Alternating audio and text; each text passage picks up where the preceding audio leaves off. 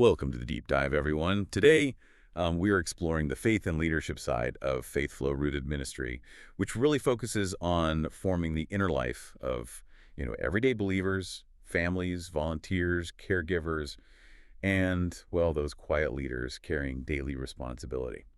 Okay, let's unpack this.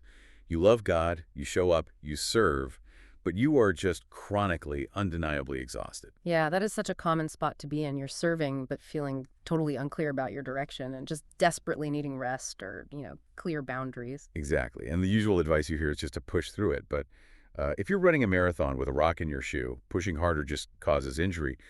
Why do faithful people default to just doing more instead of stopping to assess? Because, well, exhaustion is often treated as a badge of honor, isn't it? We sort of equate being tired with being faithful. Right, like if I'm not completely drained, I must not be doing enough. Exactly. But what the materials emphasize is that instead of pushing harder, faith and leadership actually helps people pause and reflect. True clarity doesn't come from simply increasing your effort. It comes from understanding your unique design. Oh, I see. So how does that reflection actually work? How do they map that out? So they look at the whole person picture using 3 discovery tools. First up is spiritual gifts. Okay, like how you're uniquely equipped to serve. Yeah, exactly. Then second is the leadership pathway, Got it. which explores how you carry that daily responsibility. And third is the FaithFlow value pathway. Right, what actually makes you feel valued. Exactly. And it is so important to note that these are starting points for reflection, not fixed labels. Oh, so we're not just putting people in little categorized boxes. Yes, and Basically, faith flow helps people understand how they serve, how they carry responsibility, and what helps them feel valued while they contribute. Yes, beautifully said. It gives you a shared language to articulate whatever season you are currently in. Here's where it gets really interesting. Let's imagine a scenario here. Say you have a tired, faithful caregiver or a volunteer. Yeah, someone who is just completely depleted. Right.